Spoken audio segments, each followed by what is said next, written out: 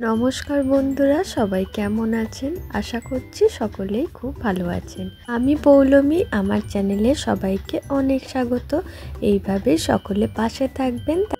আবারও চলে এসেছি অনেক দিন পর একদম অন্য রকমের একটা ভিডিও নিয়ে। আজকে বানাচ্ছি ঝুরি বাদাম ভাজা। চানাচুর বানানোর ভিডিও আগেই একটা আপলোড করা আছে, সেখানে পারফেক্টলি চানাচুর কিভাবে বানানো যায় সেটা আমি পুরো ডিটেলসে শেয়ার করেছি। আজকে বানাচ্ছি মশলাদার ঝুরি ভাজা। আজ আমি দুই রকমভাবে ঝুরি ভাজা বানাবো, আগে ভিডিওতে সেটা খুব ভালোভাবেই দেখিয়ে দেব। আজকের এই ঝুরি ভাজাটা হবে একদম মশলাদার, মানে ভাজার পর আর মশলা মাখানোর কোনো দরকার পড়বে না। একদম খুব সহজ উপায়ে কিভাবে বাড়িতে স্ন্যাক্স বানাতে পারবেন, বাচ্চাদের মন ভোলাতে পারবেন, সেই রেসিপিটা আজকে শেয়ার করব। তো বেসনটা যতটা নেওয়ার প্রয়োজন হবে নিয়ে নেবেন। এইভাবে বেসনটা চেলে নিতে হবে, বেসনের মধ্যে কোনো রকম ডেলা ডেলা ভাব যেন না থাকে। তো যাই হোক, প্রথমেই দেখতে পেলেন ঝুরি ভাজার কোয়ান্টিটিটা কতটা হয়েছিল। আর আমি এখানে বেসন নিয়েছি প্রায় 700 থেকে 750 গ্রাম মতো। এই যে প্যাকেটটা নিয়েছি, এই প্যাকেটটা হচ্ছে ফরচুনের চানা বেসন। এই বেসনটার টেস্ট ভালো হয়। আর এই প্যাকেটটা আছে 1 কিলোর মতো। এটারই মেজারমেন্টে আমি কোয়ান্টিটিটা বললাম, প্রায় 750 মতো বেসন আমি এখানে ব্যবহার করেছি। এবারে বেসনটা মেখে নেব। তো বেসনের মধ্যে প্রথমেই দেব সাদা তেলের ময়াম। খুব ভালোভাবে বেসনটা মিশিয়ে নিতে হবে, যেভাবে ময়দায় আমরা ময়াম দিই সেইভাবেই মিশিয়ে নিতে হবে। বেশ অনেকক্ষণ ধরে মেশানো হয়ে গেলে এবার বেসনের মধ্যে দেব গুঁড়ো মশলা। হ্যাঁ, খেয়াল রাখবেন বেসনের মধ্যে কোনো রকম লাম্পস যেন না থাকে।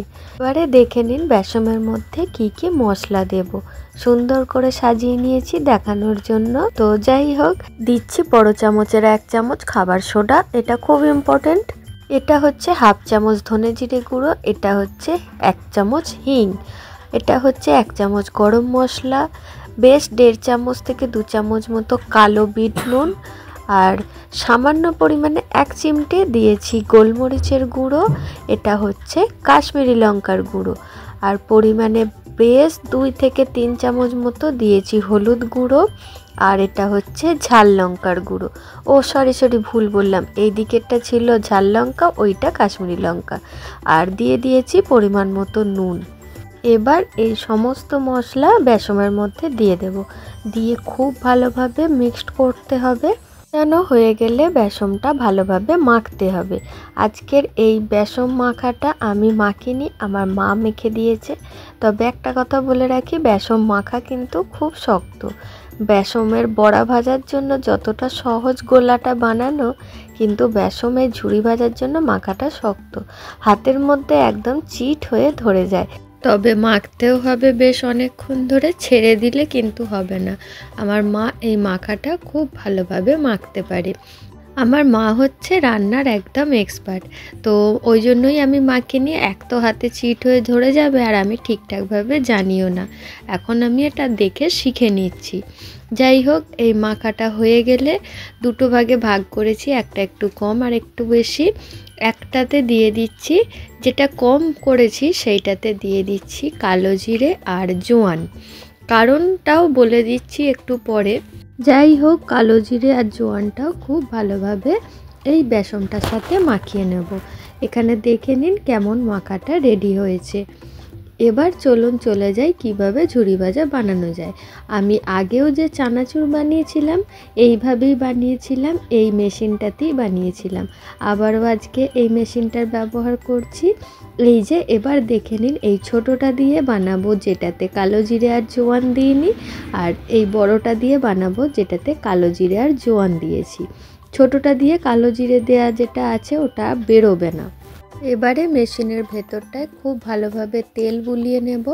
ভিডিওতে দেখে নিন মেশিনটার কোন কোন পার্টগুলোয় তেল বুলিয়ে নিচ্ছি। সাবধানে করতে হবে, কারণ মেশিনের বাইরে বা হ্যান্ডেলটাতে যদি একবার তেল লেগে যায় ঘোরাতে ভীষণ অসুবিধা হবে।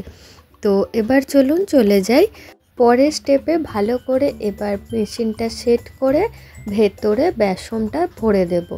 এই কাজগুলো আমিই করছিলাম, মা ওদিকে কড়াতে তেল গরম করতে দিয়ে দিয়েছে। তো ওখানে প্রথমে আগে বাদামটা ভেজে নেওয়া হবে। তো চলুন চলে যাই সেখানে, এটা তো দেখিয়েই দিলাম। আচ্ছা, এই প্রসেসিংটা দেখেই নিন কিভাবে পুরোটা হচ্ছে। তো মেশিনটার মধ্যে একদম ভর্তি করে বেসন ভরে দিতে হবে, আর কিভাবে লক করছি সেটাও লাস্ট ফিনিশিংয়ে দেখেই নিন।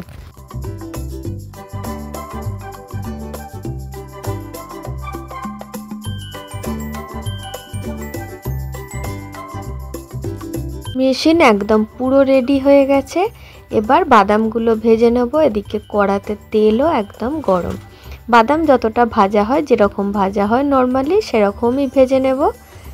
তবে বাদামটা ছাঁকবার সময় এইভাবে ছেঁকে নিতে পারেন, তাহলে এক্সেস অয়েলটা যেটা থাকবে একদম খুব ভালোভাবে স্ট্রেন হয়ে বেরিয়ে যাবে। এই ছাঁকনিটাতেই আমি প্রথমে বেসন ছেঁকেছিলাম, এখন বাদাম ভেজেও ছেঁকে নিচ্ছি। তো একটা জিনিসেরই দুবার ব্যবহার করছি একই রান্নায়, দেখতেই পাচ্ছেন। তো এবার চলুন ঝুরি ভাজা কিভাবে বানাচ্ছি দেখে নিন। প্রথমে যেটা বানানো হয়েছিল সেটা আমার মা করছিল, মা খুব ভালোভাবে পারছিল। আমি শেষের দিকে একবার চেষ্টা করেছিলাম, আমার কিন্তু এতটা ভালো হয়নি।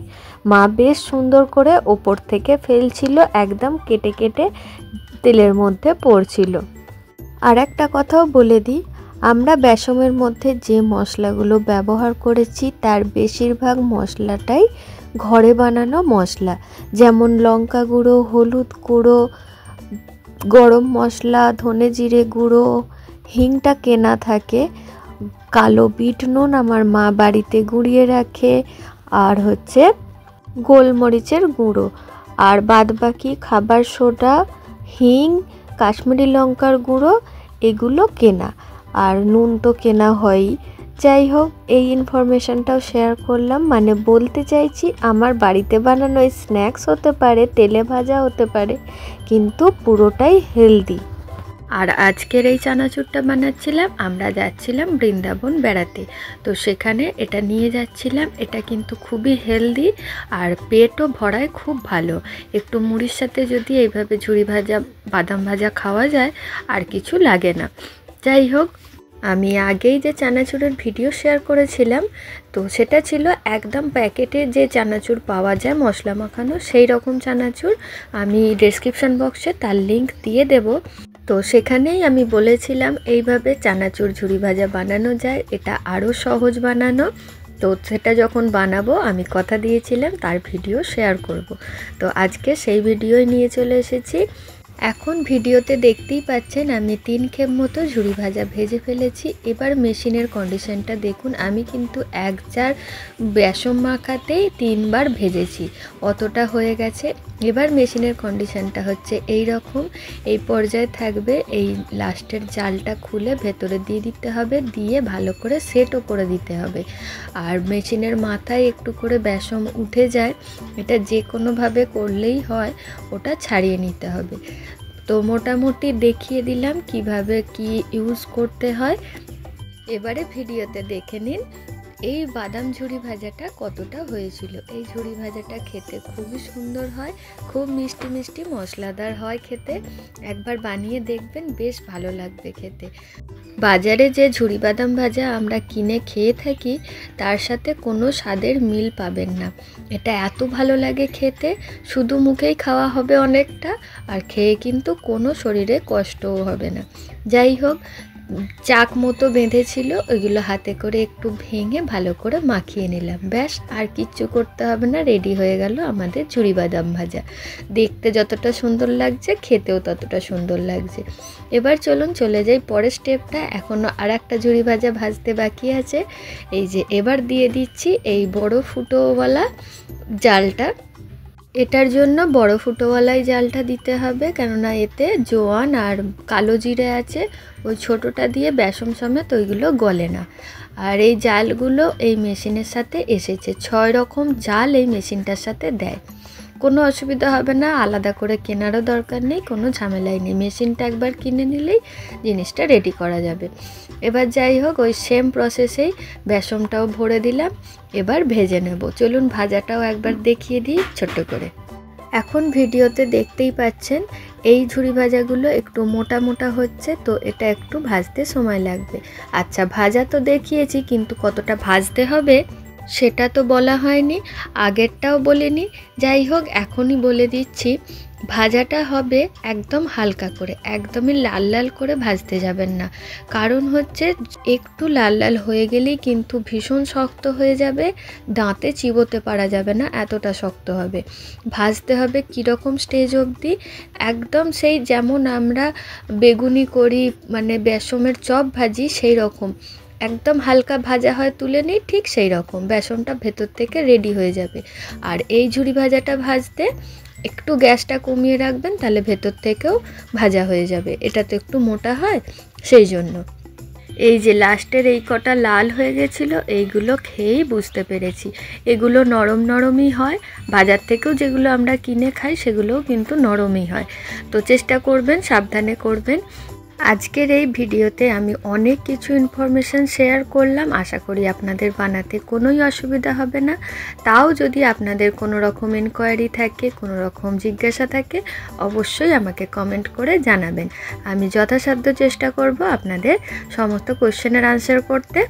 এবার চলুন দেখে নিন কত সুন্দর রেডি হয়েছে।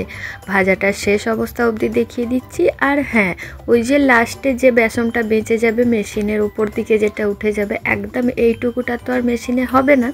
সেটা কি করেছিলাম, ওই হাতে করেই গোল গোল করে এই যে মোটা মোটাগুলো হয়েছে এইগুলো বানিয়েছিলাম, ফেলে দিইনি। এগুলোও খেতে ভালোই লাগছিল। যাই হোক, খুব সুন্দর একটা রেসিপি আপনাদের সাথে শেয়ার করলাম। অবশ্যই বাড়িতে একবার বানাবেন, বানিয়ে বলবেন কেমন হয়েছিল। আর এই রকম সুন্দর সুন্দর ঘরোয়া রান্নার রেসিপি দেখতে, জানতে, শিখতে আমার চ্যানেলটা ফলো করবেন, সাবস্ক্রাইব করবেন। আর ভিডিও যদি ভালো লেগে থাকে অবশ্যই একটা লাইক করতে ভুলবেন না কিন্তু। আজকের মতো আসছি, টাটা।